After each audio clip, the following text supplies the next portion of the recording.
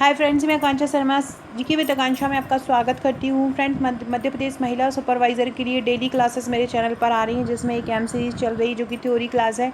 एक 3000 MCQ का set चल रहा है और एक वन लाइनर का। एक में ये प्रैक्टिस सेट लेके आई हूँ ताकि आप ज़्यादा से ज़्यादा प्रैक्टिस कर सकें। ये हमारा प्रैक्टिस 1 है। ऐसे ही लगभग 50 प्रैक्टिस सेट आएंगे, जिसमें अति महत्वपूर्ण प्रश्न को मैं आपको कराने वाली हूँ। ऐसे प्रश्न जो अलग अलग स्टेट के सुपरवाइज़र एग्ज़ाम में आ चुके हैं, तो उनको हम यहाँ पर समाहित करेंगे।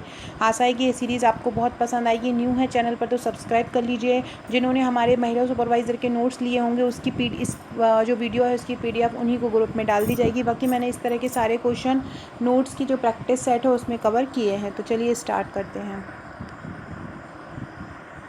पहला क्वेश्चन है, नवजात शिशु को 24 घंटे में कितने बार स्तनपान कराना चाहिए। नवजात शिशु मतलब जैसे ही एक बच्चा होता है तो उसको तुरंत बाद एक महिला को 24 घंटे पूरा एक दिन में कितने बार स्तनपान कराना चाहिए। 9 से 10 बार, 3 से 4 बार, 8 से 10 बार या 5 से 6 बार। नवजात शिशु को 24 घंटे में कितने बार स्तनपान कराना चाहिए, तो आपको ध्यान रखना है 8 से 10 बार। ये ऐसे भी हो सकता है 8 से 12 बार भी आ सकता है, 8 से 10 बार भी आ सकता है।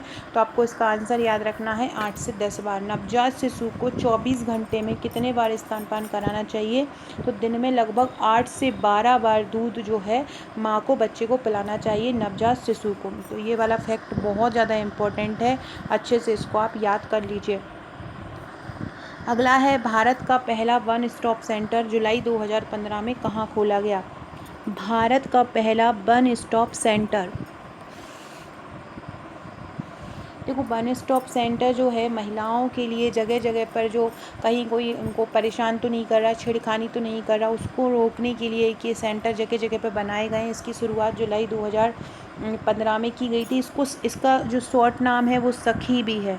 सखी भी याद रखिएगा। वन स्टॉप, आप ये पूछ सकते हैं ये जो वन स्टॉप सेंटर है इनको क्या कहा जाता है, इनको सखी भी बोला जाता है। और इसकी जो स्टार्टिंग हुई थी 2015 में हुई थी। आपसे पूछे कहाँ से हुई थी, तो छत्तीसगढ़ के रायपुर के पास, छत्तीसगढ़ में रायपुर में हुई थी। भारत का पहला वन स्टॉप सेंटर कहाँ पे खोला गया था, छत्तीसगढ़ के रायपुर में खोला गया था। उसके बाद हरियाणा के करनाल में खोला गया। तो ये याद रखना है, भारत का पहला वन स्टॉप सेंटर क्या है, कहाँ पे खोला गया, छत्तीसगढ़ में। कब खोला गया, जुलाई 2015 में। किस चीज़ के लिए खोला गया था, तो जो महिलाओं के खिलाफ़ जो हिंसा होती है उस समस्या के समाधान के लिए, इसके लिए हिंसा की समस्या के समाधान के लिए ये वन स्टॉप सेंटर खोला गया था। फ्रेंड, सभी लोग कमेंट जरूर किया कीजिए। कमेंट से पता रहता है कौन कौन जो है तैयारी कर रहे हैं मध्य प्रदेश महिला सुपरवाइज़र की। जल्दी ही सितंबर में नोटिफिकेशन आपको आ जाएगा। एक और क्वेश्चन है कि ये पूछ सकते हैं कि जो भारत में अब तक कुल कितने वन स्टॉप सेंटर हैं। अगर 2023 का आंकड़ा देखें तो ये भी याद रखिएगा 733। कितने सेंटर हैं भारत में अब तक, 733 वन स्टॉप सेंटर भारत में लागू हो चुके हैं महिलाओं के लिए। जो कोई किसी भी बस स्टॉप है या कहीं पर भी जो छेड़खानी होती है या हिंसा है उससे पीड़ित महिलाओं को प्रभावी सेवा देने के लिए ये जो स्टॉप सेंटर लागू किया था। वर्तमान में 723 हैं। पहला वन स्टॉप सेंटर जुलाई 2015 में कहाँ खोला गया था, छत्तीसगढ़ में खोला गया था। अगला क्वेश्चन है, राष्ट्रीय महिला कोष का गठन कब किया गया था। राष्ट्रीय महिला कोष का गठन किया था 1993 में। राष्ट्रीय महिला कोष का गठन कब किया गया, तो ये कब किया गया था, 1993 में किया गया था। और आपसे पूछे किस अधिनियम के तहत ये किया गया था, तो इसमें सोसाइटी पंजीकरण अधिनियम है 1860, उसके तहत इसका गठन किया गया था। और इसकी स्थापना की थी वो महिला बाल विकास मंत्रालय और भारत सरकार द्वारा एक स्वायत्त निकाय के रूप में की गई थी। राष्ट्रीय महिला कोष का गठन कब हुआ था, 1993 में हुआ था। किस अधिनियम के तहत हुआ था, 1860 के सोसाइटी अधिनियम के तहत हुआ था। और इसमें कौन कौन किसने किया था, एक तो था महिला बाल विकास मंत्रालय और दूसरा था भारत सरकार। दोनों के ही रूप में एक स्वायत्त संस्था के रूप में इसकी स्थापना की गई थी। तो ये आपको याद रखना है। अगला है विभागीय संस्था। ये जो जितने भी विभागीय जो संस्थान आपको दिख रहे हैं यहाँ पर, इनमें कौन है जो संचालित नहीं है। विभागीय मतलब विभागीय रूप से है, चालू है, विभागीय रूप से संचालित इनमें से कौन नहीं है। प्रसूति गृह, झूला गृह, बाल संरक्षण गृह, नारी निकेतन। तो आपको दिख रहा होगा कि और जो चीज़ें हैं वो एक बच्चे के संरक्षण से संबंधित हैं, लेकिन ये जो प्रसूति गृह है ये बच्चे के प्रसूति मतलब डिलीवरी होने से संबंधित है। तो ये भी एक विभागीय संस्थान है, नारी निकेतन भी विभागीय संस्थान है और बाल संरक्षण गृह भी विभागीय संस्थान है, लेकिन प्रसूति गृह एक विभागीय संस्थान नहीं है। तो इसका आंसर हो जाएगा प्रसूति गृह। ये आपको याद रखना, ये झूला घर, बाल संरक्षण गृह और नारी निकेतन ये सभी विभागीय संस्थान हैं। फ्रेंड, डिस्क्रिप्शन बॉक्स में आपको मेरा व्हाट्सएप ग्रुप, टेलीग्राम ग्रुप का लिंक मिल जाएगा। अभी तक आपने मुझे ज्वाइन नहीं किया है तो ज्वाइन कर लीजिएगा। स्पेशली महिला सुपरवाइज़र के लिए एक ग्रुप बनाया गया है, तो आपको वो भी याद रखना है कि उसमें आपको कैसे जुड़ना है। डिस्क्रिप्शन बॉक्स में उसकी लिंक मिलेगी जहाँ से आपको उसमें जुड़ना है। अब इस पर एक और क्वेश्चन आता है कि नारी निकेतन क्या है। तो नारी निकेतन वो होती है जो निराश्रित महिलाएं हैं, कुंवारी माताएं हैं या विधवा महिलाएं हैं और वहाँ पर, या कोई परित्यक्त महिला है जिसको घर से निकाल दिया गया है, तो वो यहाँ पे नारी निकेतन में रहती हैं। इनके 7 वर्ष तक के बच्चों को भी रखा जाता है। ये भी आपसे पूछ सकते हैं, याद रखिएगा कि जो नारी निकेतन है उसमें कितने वर्ष तक के बच्चों को रखा जा सकता है महिला के साथ। 7 वर्ष तक का जो बच्चा होता है वो रखा जाता है। उसके बाद और बच्चों को दूसरे पुनर्वास गृह में पहुँचा दिया जाता है। इसके बाद महिलाओं को व्यावसायिक परीक्षण भी यहाँ पर दिया जाता है। 1976 में केंद्र शासित प्रदेश में इसकी नारी निकेतन, जम्मू कश्मीर में इसकी सबसे पहले स्थापना हुई थी नारी निकेतन की। तो ये आपको याद रखना है नारी निकेतन के बारे में क्या होते हैं। झूलाघर जो बच्चों के देखभाल के लिए, जो बच्चे गोद में लेने वाले होते हैं, माएँ जाती हैं जॉब पे, तो उनके लिए झूलाघर काम करते हैं। अगला है थायमीन का सर्वोत्तम स्रोत क्या है। देखो, थायमीन विटामिन B1 जो है वो थायमीन का उच्च स्रोत होता है। और थायमीन इनमें से कहाँ, वैसे तो इन सभी में पाया जाता है, सबसे ज़्यादा जो पाया जाता है वो काजू में पाया जाता है। थायमीन सबसे ज़्यादा काय में पाया जाता है, थायमीन सबसे ज़्यादा काजू में पाया जाता है, याद रखना। बाकी अखरोट, बादाम, किशमिश ये भी ड्राई फ्रूट्स हैं और इनमें भी विटामिन अच्छे खासे मात्रा में पाए जाते हैं।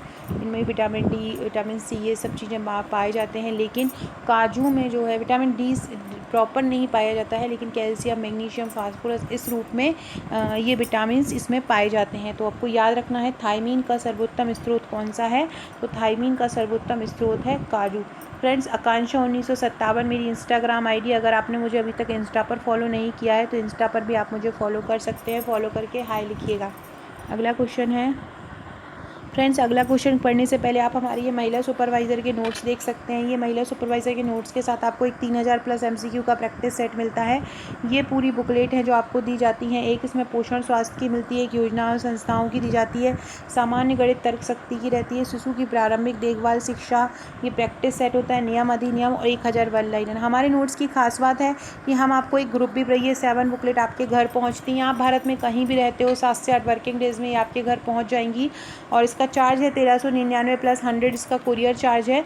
और बहुत ही शानदार, बहुत ही सुंदर राइटिंग में और बहुत ही सरल तरीके से आपको ये नोट्स बनाए गए हैं ताकि आपको पढ़ने में आसानी हो। और सबसे मेन चीज़, इसके साथ आपको एक ग्रुप मिलता है व्हाट्सएप का। जैसे कि ऑफलाइन आपको नोट्स मिल जाएंगे, आप घर पर बैठ के पढ़ेंगे। ऑनलाइन हम आपको एक ग्रुप मिलेगा, उस ग्रुप में तैयारी करवाएंगे। ग्रुप में महत्वपूर्ण क्वेश्चन दिए जाएंगे। जैसे ही नोटिफिकेशन आता है ग्रुप में आपकी सुबह दिन शाम दिन भर आपकी तैयारी चलेगी। दिन भर आपको प्रैक्टिस क्वेश्चन दिए जाएंगे जिससे आपकी एक भी क्वेश्चन आपसे छूटे नहीं और आप 100% सिलेक्शन लें। ये व्हाट्सएप का ग्रुप जो है आपके लिए रामबाण साबित होगा। तो अगर आप हमारे नोट्स लेना चाहते हैं, हमारे ग्रुप से जुड़ना चाहते हैं, तो आप मुझे व्हाट्सएप कर सकते हैं। मेरा व्हाट्सएप नंबर है 6260190944। बाकी डिस्क्रिप्शन बॉक्स से आप मेरे व्हाट्सएप जो ग्रुप है उससे जुड़ के भी आप मेरे नंबर पर मुझे प्राइवेट मैसेज कर सकते हैं। और यहाँ से आप मेरा ये जो नोट्स लेना चाहते हैं तो ये 7 बुकलेट हैं, बहुत ही सुंदर। इसका पूरा रिव्यू भी बनाया है मैंने कि 7 बुकलेट आपको किस तरह से मिलेगी, कैसी दिखती हैं, इसके लिए भी रिव्यू बनाया हुआ है। रिव्यू का वीडियो आपको मेरे चैनल पर ही उपलब्ध हो जाएगा। तो अगर आप हमारे ये नोट्स लेना चाहते हैं तो मुझे व्हाट्सअप कर सकते हैं। हमारे जितने भी प्रैक्टिस सेट होंगे वो भी सब इसमें ही आपको मिल जाएंगे। साथ में ग्रुप में भी आपको प्रोवाइड करा दूंगी अगर आप ऑनलाइन पढ़ना चाहते हैं। और ये इस प्रकार की नोट्स आपको, इस प्रकार के प्रैक्टिस सेट, इस प्रकार की सभी चीज़ें आपके पास पहुँचेंगी। अगला क्वेश्चन देखते हैं। अगला क्वेश्चन है, बच्चों को जो पूरक आहार प्रदान किया जाता है वो कितने माह के बाद बच्चों को पूरक आहार प्रदान किया जाता है? 6 माह के बाद, 1 वर्ष के बाद, 5 माह के बाद या 7 माह के बाद? मतलब दूध के अलावा बच्चों को पूरक आहार देना कब आरंभ किया जाता है? तो 6 माह के बाद बच्चों को दूध पूरक आहार देना आरंभ कर देते हैं। अगर ये ऐसा होता 4 से 6 माह, 6 से 8 माह, 7 से 10 माह, तो आपको ये लिखना है 4 से 6 माह। तो बच्चों को पूरक आहार प्रदान करना प्रारंभ करना चाहिए। कब करना चाहिए? बच्चा जब 6 माह का हो जाए तो उसके बाद बच्चों को पूरक आहार प्रदान करना आरंभ करना चाहिए। अगला क्वेश्चन है, यदि बच्चे के वजन की रेखा वृद्धि चार्ट के पीली पट्टी में है तो इसका तात्पर्य क्या है?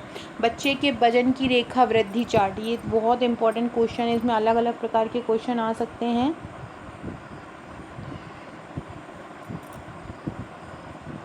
यदि बच्चे के वजन की रेखा वृद्धि चार्ट के पीली पट्टी में हो तो इसका तात्पर्य क्या है? इसका तात्पर्य है कि बच्चा जो है वो कम वजन का है।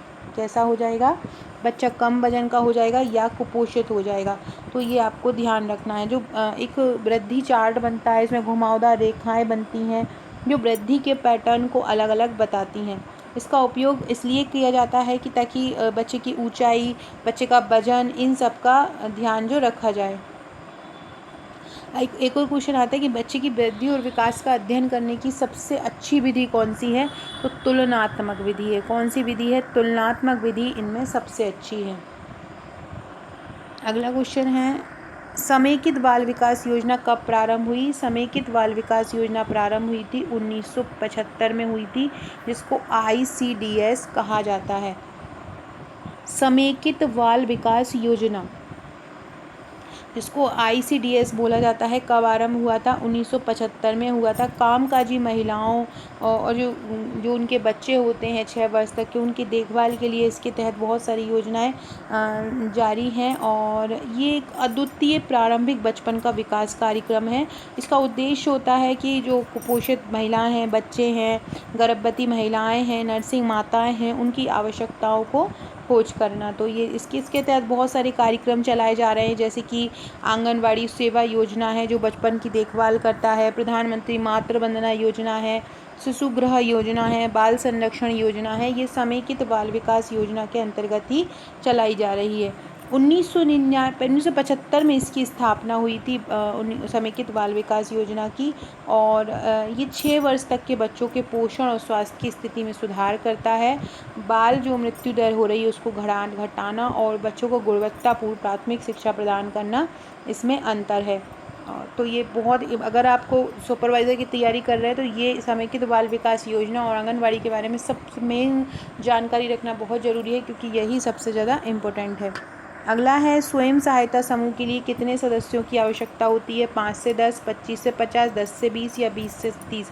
स्वयं सहायता जो समूह होते हैं वो 10 से 20 सदस्य आपस में मिलकर एक खुद का एक संगठन बना लेते हैं और एक दूसरे की हेल्प करते हैं। स्वयं सहायता समूह स्वयं सहायता समूह में घर जो ग्रामीण क्षेत्र होती हैं उनकी औरतें भी, और जो अपनापन रखते हैं एक दूसरे से, वो आ सकते हैं और मिलकर कोई भी एक समूह बना लेते हैं। अब पैसे इकट्ठे कर सकते हैं आपस में ही, उसको किसी को ज़्यादा पैसों की ज़रूरत है तो वो कर सकते हैं। तो ये स्वयं सहायता समूह बहुत ज़्यादा जो छोटे क्षेत्र रहते हैं उन पर बहुत ज़्यादा वर्क करते हैं। इसके द्वारा महिलाओं की आर्थिक स्थिति में बहुत ज़्यादा सुधार आता है और बचत को ये विकसित करता है। तो ये क्वेश्चन है कि स्वयं सहायता समूह कितने सदस्यों की आवश्यकता होती है? 10 से 20 सदस्य की आवश्यकता होती है। अगला है, महतारी एक्सप्रेस योजना छत्तीसगढ़ सरकार, ये आपको याद रखना है। जो महतारी एक्सप्रेस योजना है इसका 102 नंबर होता है और ये छत्तीसगढ़ सरकार द्वारा 23 अगस्त 2013 को आरंभ की गई थी। इसमें क्या आता है कि जो माताओं को, गर्भवती माताएं हैं, उनको जो प्रसव के लिए तुरंत वाहन उपलब्ध कराया जाता है, तो उसके लिए ये योजना महतारी एक्सप्रेस योजना आरंभ की गई है। अगला है, पोलियो नामक रोग किससे होता है? जीवाणु से, विषाणु से, फंगस से या सभी से? पोलियो नामक जो रोग होता है वो विषाणु से होता है। पोलियो रोग किससे होता है? विषाणु से पोलियो रोग होता है। किससे होता है? और दूषित पानी या भोजन से भी इसका संक्रमण हो जाता है। और पोलियो माइलाइटिस जिसको बोलते हैं, ये इसके कारण हो जाता है। तो ये आपको याद रखना है। पोलियो जीवाणु से होता है, विषाणु से होता है, फंगस से होता है। तो जो होता है ये वायरस से होता है। किससे होता है? वायरस से होता है। और ये जो वायरस का नाम क्या है अगर आपसे पूछें तो पोलियो माइलाइटिस है। क्या है? पोलियो माइलाइटिस इस विषाणु का नाम है। पोलियो माइलाइटिस इस विषाणु का नाम है और ये एक संक्रामक रोग है। संक्रामक रोग है और ये पोलियो वायरस जो होता है एक विशिष्ट संक्रामक वायरस है। इसकी जो सबसे पहले जो पोलियो की वैक्सीन खोजी थी वो किसने खोली थी? साल्क याद रखना, जोनास साल्क हैं। आप साल्क याद रखिएगा। पोलियो की सबसे पहले वैक्सीन किसने खोजी थी? साल्क ने खोजी थी पोलियो की सबसे पहले वैक्सीन, जोनास साल्क ने। आ सकता है आपका किसने खोजी थी पोलियो की वैक्सीन जॉन साल्क ने खोजी थी।